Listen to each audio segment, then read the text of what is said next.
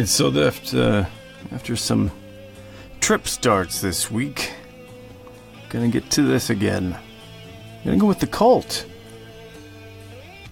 Started back a long time ago. Sounds around 83. Previously known as Death Cult, turned into Southern Death Cult. And Ian Astbury, the lead singer, whose voice is something I would almost say otherworldly a lot of times.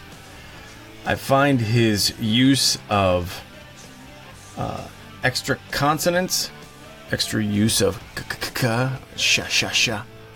I guess that would be a vowel, but he uses such inflection in his voice. I just find him an incredibly powerful singer. I don't know if it's his upbringing, if it's his heritage, whatever it is, he's got a great attack on it. We're starting with the album I came into first, which was Sonic Temple.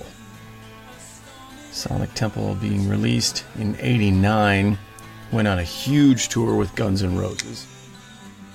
The odd thing was, Guns N' Roses being, at the time, they called it heavy metal, but I would just call them like really hard rock, or even sleaze rock. The Cult just seemed a little more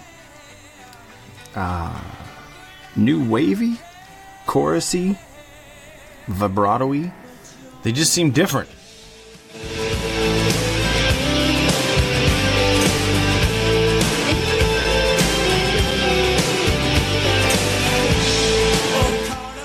I'd seen the first video, Firewoman, over at my friend's house on VH1.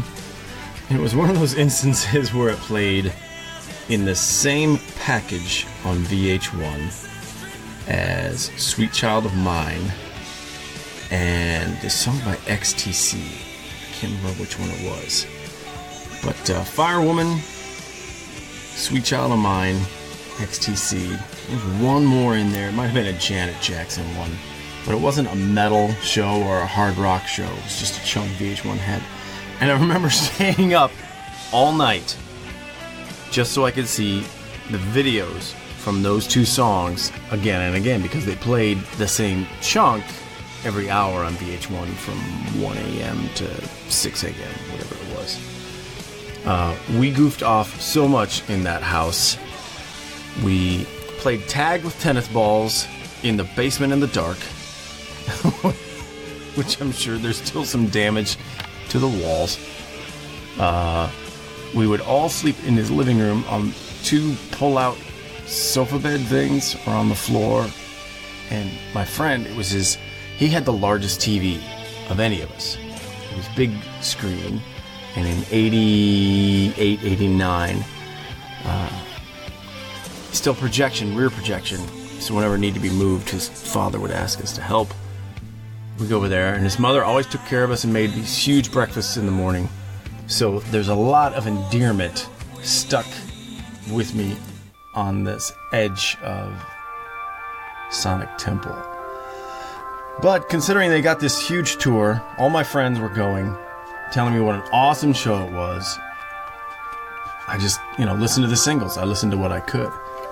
Got into it, dug it, tried to learn it, but with all the effects, I didn't understand what guitar effects could cover up the guitar sound, whether it was a chorus, or a flanger, or a vibrato. Each of those parts kind of warble and almost detune the pitch of the note. So when you're a young kid trying to figure these things out, and you have no point of reference, no sheet music in front of you, a little frustrating. But that might be why he endeared so much stronger. The long, straight black hair of Ian Astbury and that kind of cowboy hat. It's almost a steel wrestler's hat. Them being from England and all. So I dug into it more, and I ended up seeing... what song was it?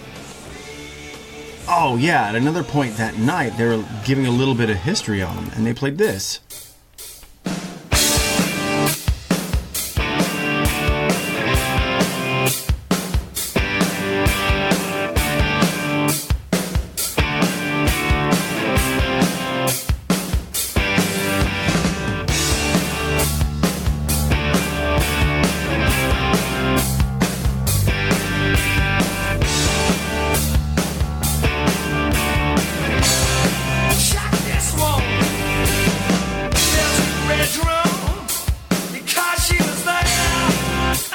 What else did you want to hear as a teenager? Because she was there. What a great line, and insanely silly at the same time. They also tried throwing this one at us. Oh, this is the remix I found later.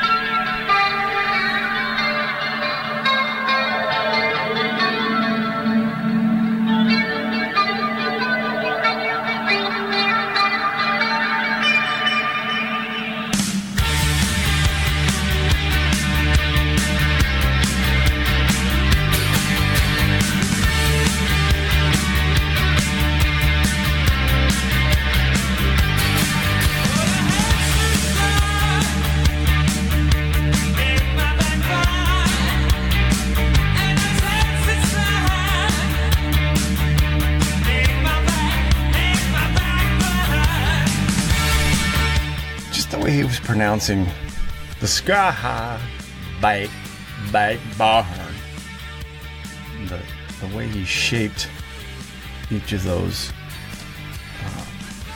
vowels and shapes, and it was different. It wasn't just screaming. He was singing full-bodied, full-throated, they call it, when it's back from the back of the throat, but it's totally wide open.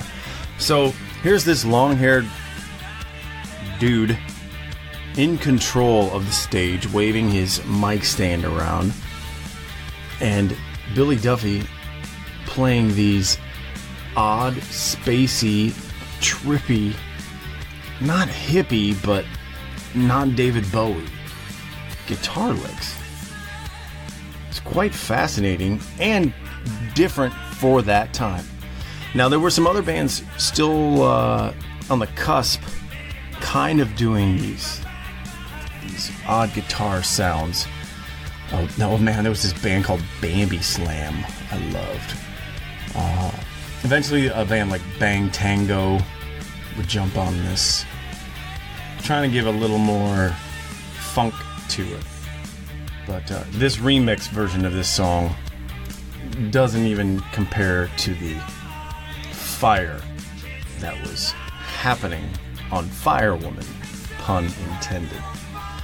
I kind of, that era I'd moved on because the guitar work wasn't this insane shredding and nutso stuff. It was very chord driven. And if you'll notice, Firewoman, Love Removal Machine, She Sells Sanctuary, all have a common theme with many of their quote-unquote hits or bigger singles. I wouldn't even call them hits so much, but the band has been around a long time, and they're still putting this new records out, so we'll get to that in a minute.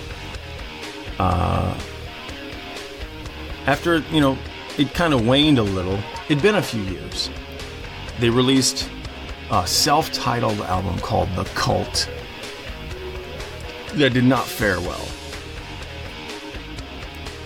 All I knew was the one song, the released single. The most shocking part was Ian Astbury had chopped his hair off, but not buzzed and bald like all the metal dudes were doing, but had, this was 94-ish, he had a chunking mod top that was a little more of the era, because the mid-90s they were into car racing striped shirts and a little bit baggier pants, shorter hair but not buzzed. When it was combed down forward in that Roman kind of dude. I'll play you this theme here in a second and we get to this chorus, because I really dug the song was Coming Down Drug Tug. And the story around was that one of these two, Ian or Billy, had a huge heroin drug problem, which you gotta feel for that. When somebody's that hurting that they have to do that kind of thing, that's just painful to watch. And here they were, kind of successful in transition between 80s and 90s, but check this chorus out. You'll see what I mean in a second.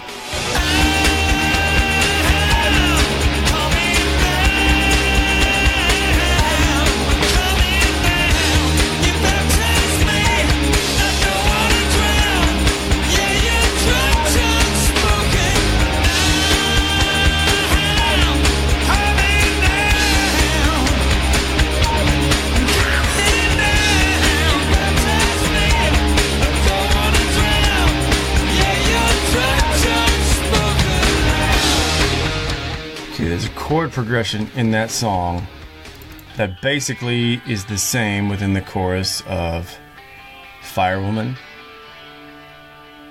Love Removal Machine, She Sells Sanctuary, Drug Tone. Many of their songs were in the key of D, and it would go D, C, G. Or if it was in the key of D minor, it'd be D, C, B minor, C, or A minor, sorry. Yeah. Regardless, here.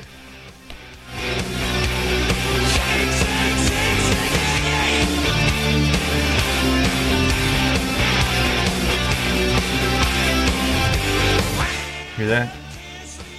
D, C, G. Let's see if I can get to this scene here. D, C, G.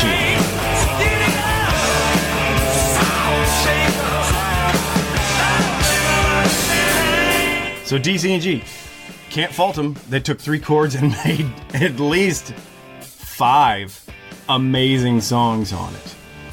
I dug back and found some earlier stuff that I wasn't really fond of.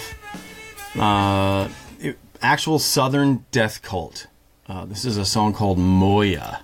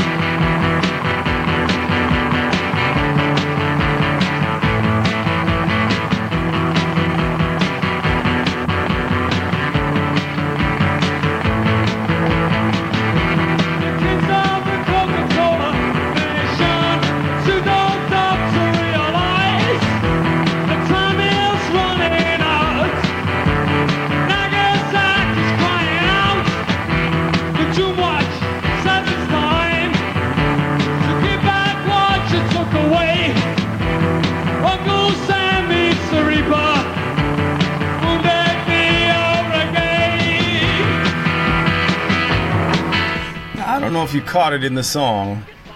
You could if you're watching the video, because it's a theme I keep touching on that I think these guys just over there loved the American Indians. In the video with Southern Death Cult, full mohawk, full dangling, feathering earrings, several beads and things hanging from his chest.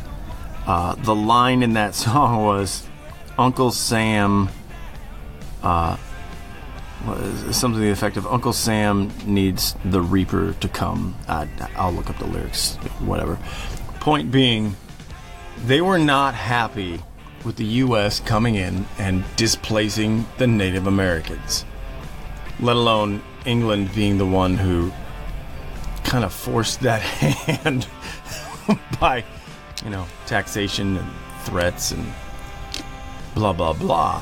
Point being, there's something about that era of Europeans who felt the plight of the Native Americans. So I gotta hand it to them. Then I moved on to some other songs. Little Devil, also from, was it Electric? I think it was from Love. I'm not 100% because I'm not into the early stuff as much as I am their later stuff here. The really striking one was this version of Born to Be Wild.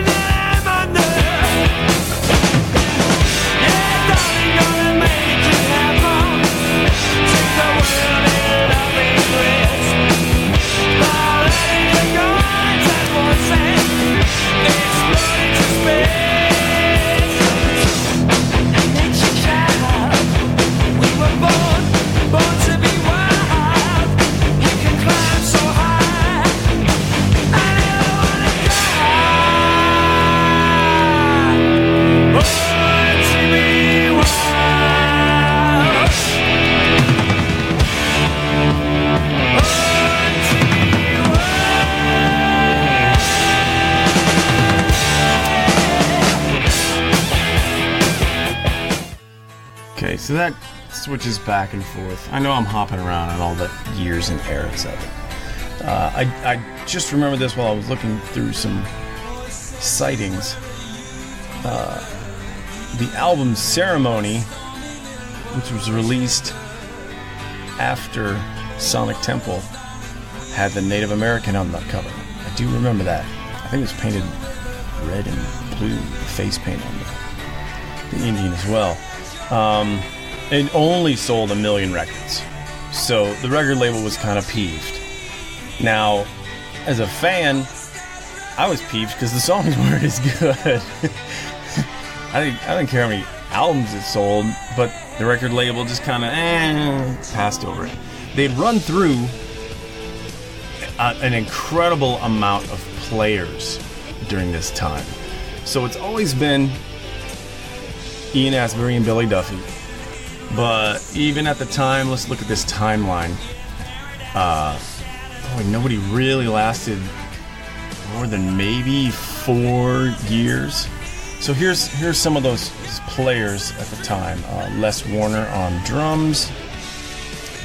There was a point where Eric Singer played on a tour. Eric Singer, of course, now the fake Catman from Kiss. I don't want to call him fake because Peter Criss will always be the Catman. But he's, Eric Singer is actually longer tenured than Peter Criss was with the band, so I'm going to hand it to him. During the prime, Matt Sorum was their drummer. Matt Sorum, of course, later being called up to play with Guns N' Roses. And then did the Velvet Revolver with Slash and Scott Weiland.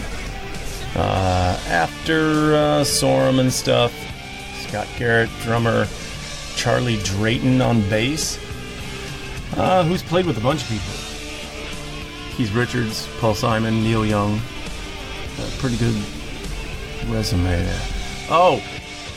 Chris Weiss played bass for a while. Now, Chris recently let go from Ace Frehley's band. There's kind of a hubbub about that.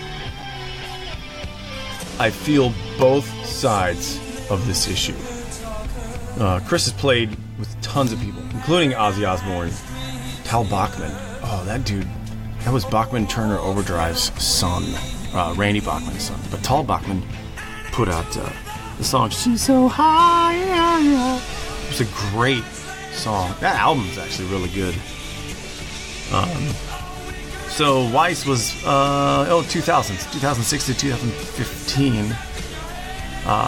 Played with Ace Frehley for a long time.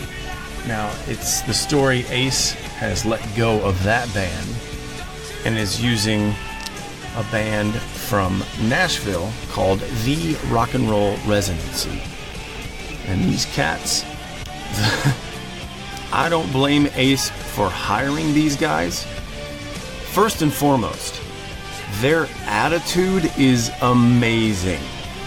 They are polite, they're excited, they're kind, they have causes they're behind. They're around the mid-40s to 50 age, where most of those cats who've been in LA or wherever got so jaded or messed up on drugs or whatever. But Phil Schaus, that dude, and Jeremy, is it Asbrock? I hope I'm saying that right. I don't want to say that wrong. But these dudes play in Nashville, and they take 70s deep cuts. We're not talking just Fool for the City Foghat. I hope that was Foghat. But they'll play the deep cut you didn't hear. But they'll play them right and to the T. The other thing is they're very involved in sharing all of that experience. They're more about the community than they are about them themselves. This is just my perception, of course. Themselves being the rock star of the show. Now, when you're playing with Gene Simmons and you had to fill in for Ace's band, and Ace says, you know what, I'll just use this unit as well. There are some business dealings that not everybody understands. From Ace's side, whatever the cost is, whatever the ease of use to get the same guys from the same area on the flight, and whatever the community unity they have, kind of supersedes dealing with the jaded, tougher desperation that happens in LA. Now, Chris Weiss, that dude, super duper sweet as far as my interactions with him. So I feel Chris's plight and the remaining members who are dealing with other issues. One of the guys' wives had passed away. Horrible, horrible thing.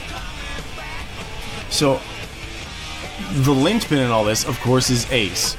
We all know Ace has never been the steadiest or the best communicator or the person to kind of go to and step up for you, per se. Ace is about Ace. So we'll give Ace his credibility for being that, super rock star. And when you've got managers involved who have to do some things, and then you're the one whose name is carrying it all, there's so many sides to it. I'm not picking one. I'm just saying there's a hubbub. There's some great players out there that other people should be picking up. Don't let the free agent market, when you pick them all up and put them all on the Golden State Warriors, jade your view. Everybody's good. It's just a better fit somewhere else. You don't have to make it about, oh, this guy's a jerk, and this guy, oh, he's just doing it for the money, and this guy's even worse off because of this in his life.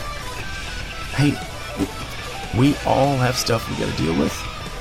We all have people we have to deal with. Let's do the best and be the best we can with all of them. It would make for a much better world. That's my rant. That's my touch of philosophy for this week. The cult brought that out of me. I'm a member of the cult. Moving on. A few kind of nubs in the road. Ian put out a couple solo albums, redone a few of the songs. They were not pleasant to me. Now, some people love, like, his industrial stage. He did, what was it called? I can see the cover right now. It was kind of golden, shimmery, shiny,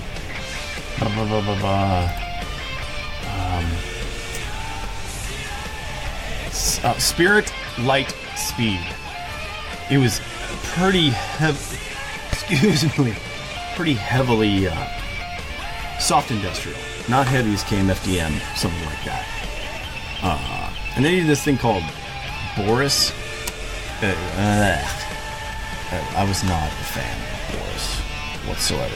I'm into the songs. I dig the songs. So, when the next album came out, I was anxious to hear it because it was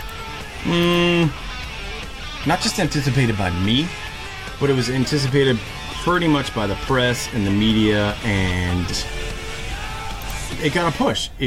So I was down with Beyond Good and Evil, 2001. And honestly, this one was a lot more hard rock and metal than they had been before.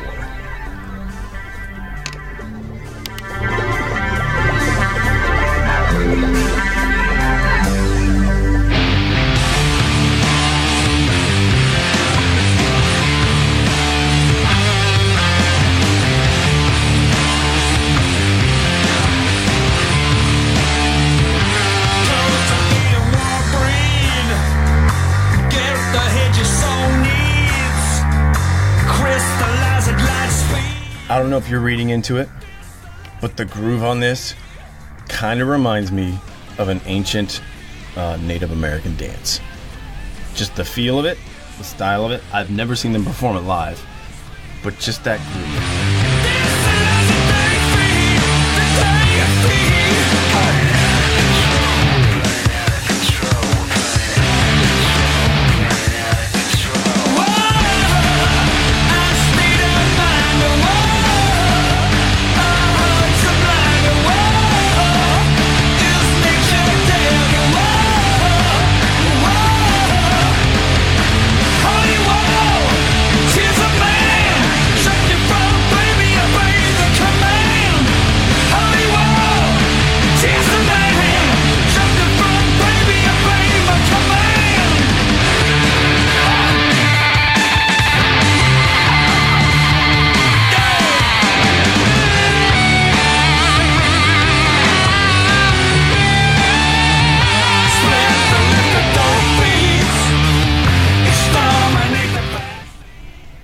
I felt really good about it.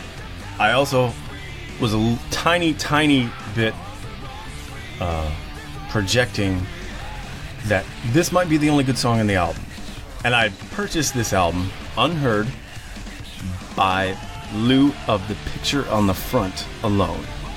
And the Cult, and it's 2001. I may have even picked it up later, like 2003 or 4. And thinking,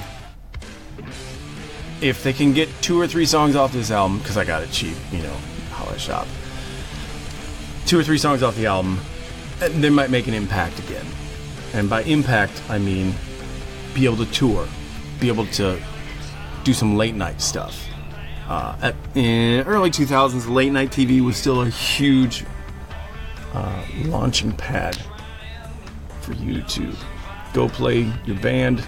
People would go, oh, millions of people to see, go out and buy the album. Buy the actual physical album.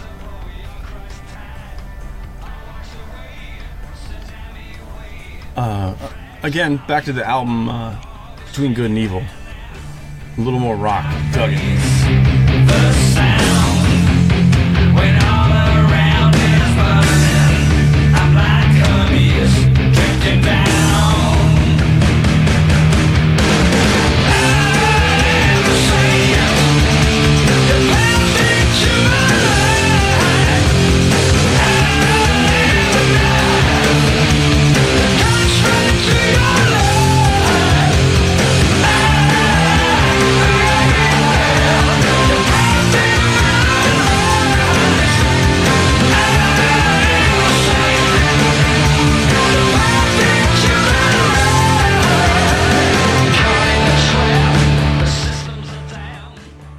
Had the guitars right, had the floaty, trippy stuff on top with little melody lines.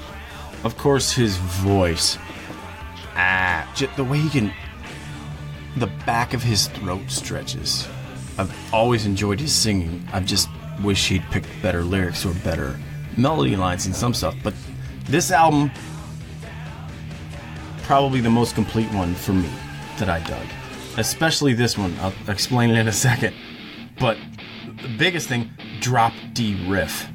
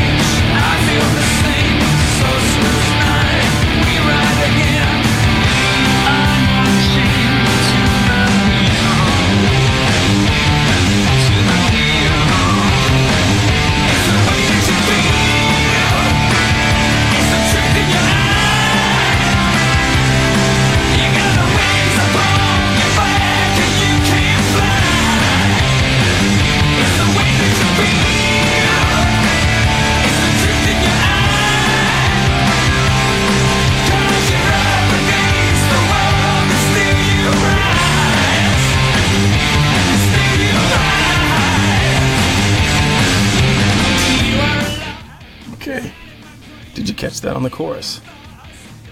Do you know what I'm talking about? So, intro-wise, the melody lines, she sells sanctuary. She sells sanctuary. Kind of riff. Retrospective, that's 15 years after that album came out. But the biggest thing on the chorus. Ready? Here we go. D, C, G. I love it.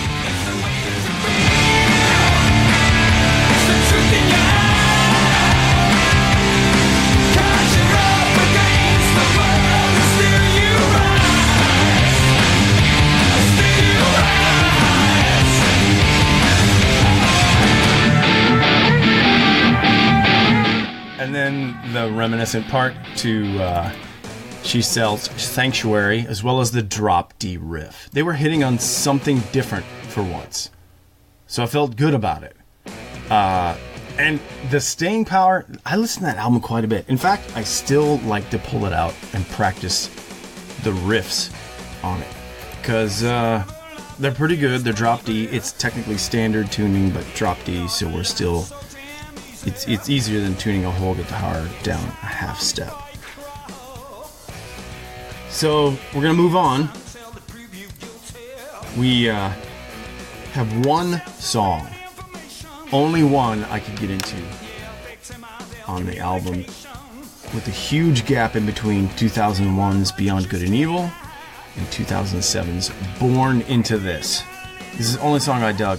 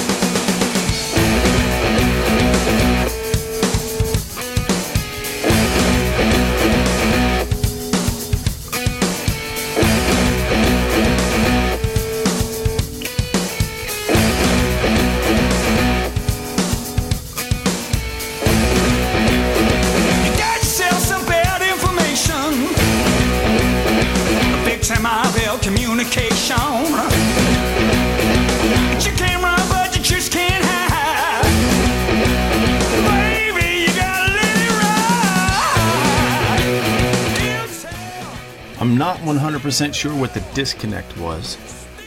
If it was lyrically or musically. Production-wise, I liked a lot of the sounds on Born Into This. The open, airy drums.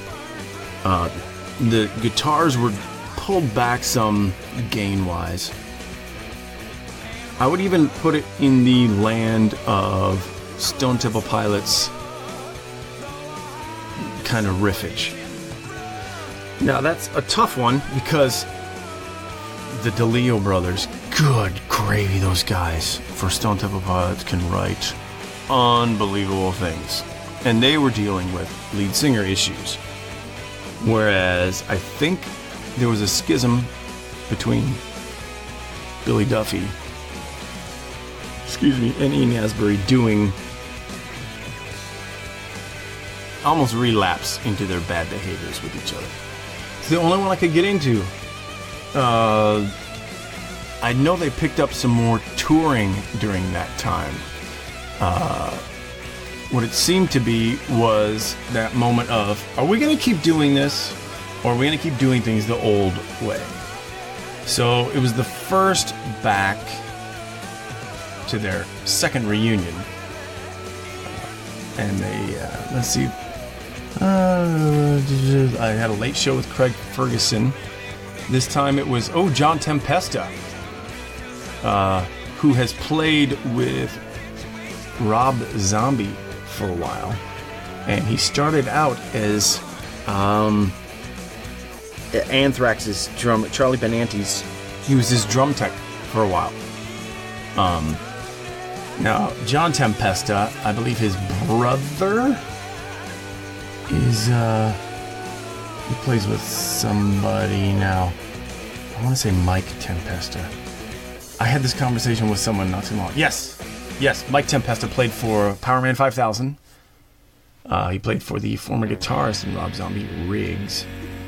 And then he played for John Dolmayan, System of a Down. Okay. I don't want to say this too loud. Yeah, never mind. We're going to drop that joke. Anyway, moving on. Next album comes out, 2012's Choice of Weapon. Again, still trying to find that rhythm. But Honey from a Knife was a good song.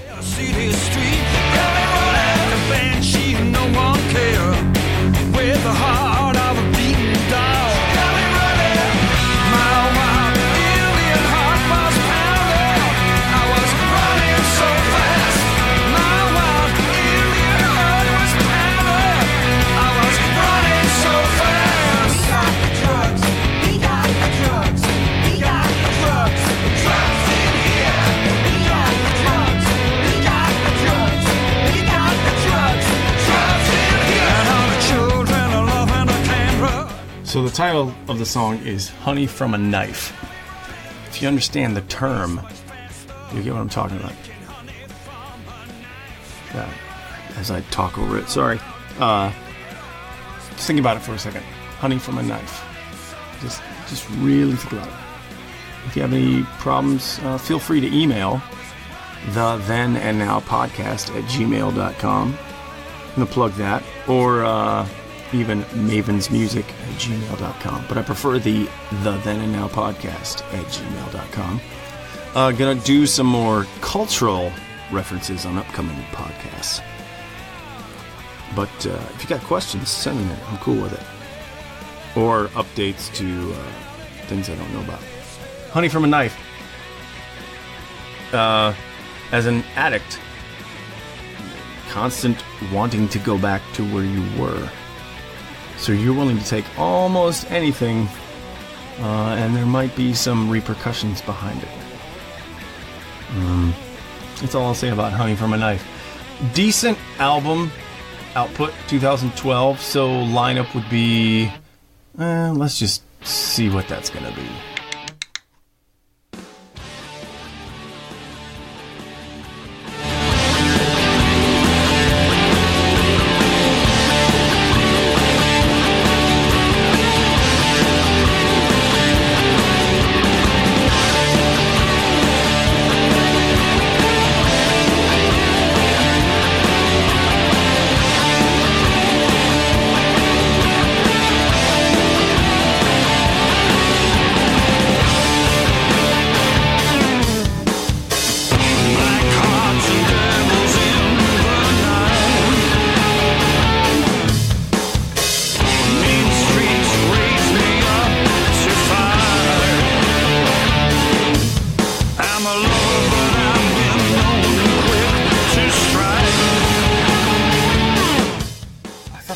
Strong album. Lineup was, of course, Ian and Billy. Always been those two. One is the, one is cult. Ian is cult, Billy is the. Billy has signature riffs that if you dug down and followed the tree of all the people that have shot from his stylistic of playing, you'd notice he's quite an influential cat. Chris Rice was on bass for this album, John Tempesta on drums, but Mike didn't catch that cat. He is, where is that? Cult, Channel 3, Sucker Punch, and Steve Jones. I believe these Steve Jones from Sex Pistols, maybe? I won't dig too heavily into it. We have a decent run on there. I just lost something.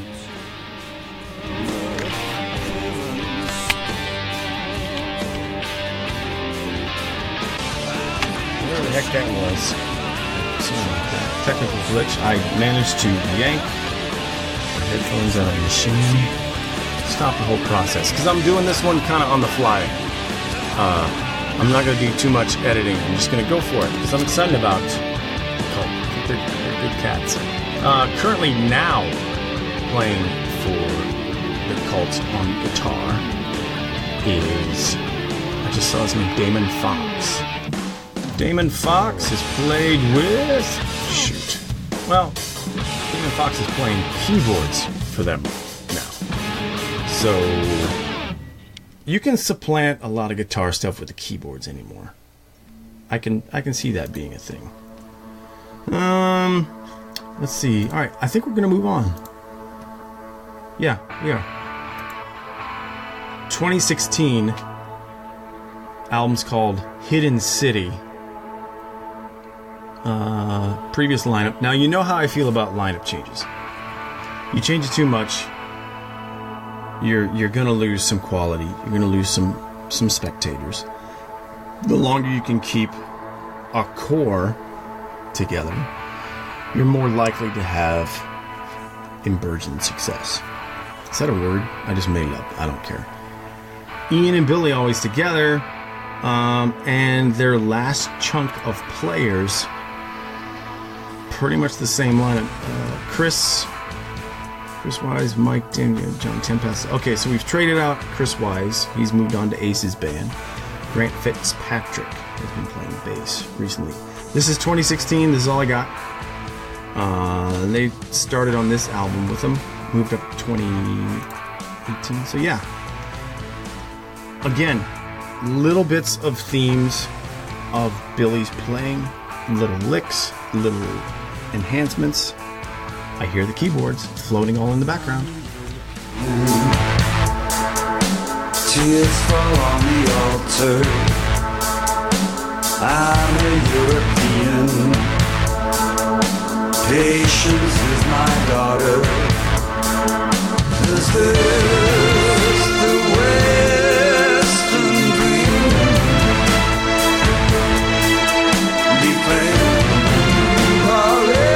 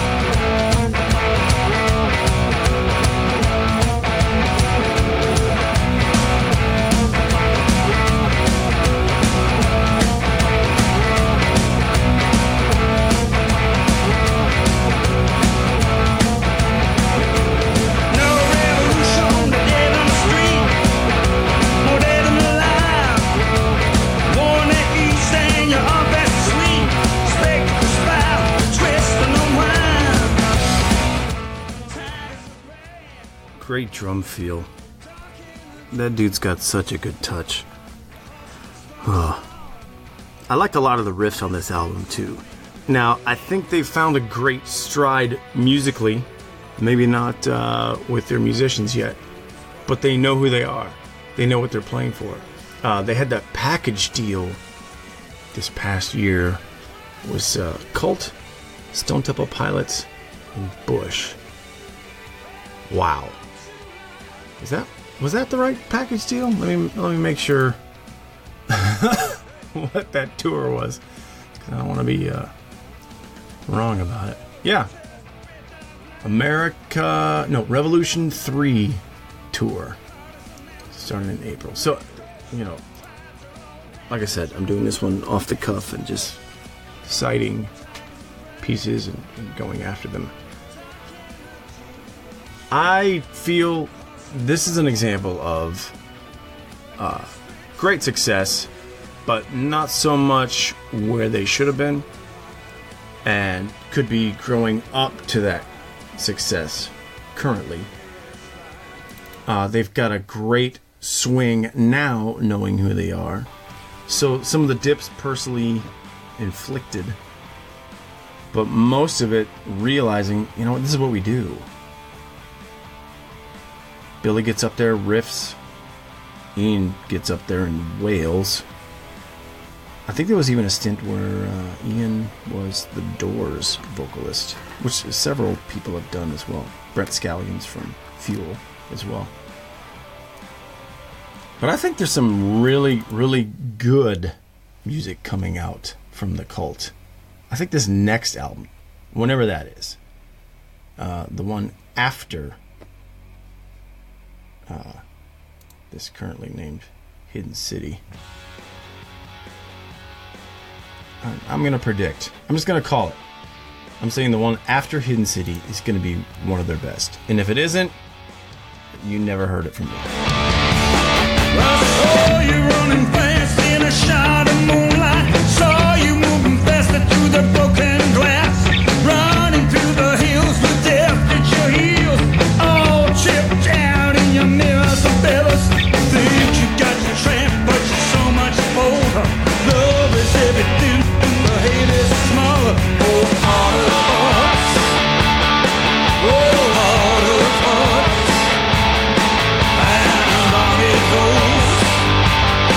The silence grows.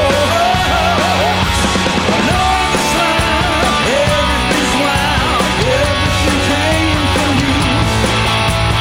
Look in your eyes, avalanche your life. So much for those fools. Knowing this life, everything came from you. Feeling this life, everything's wild. Everything came from you.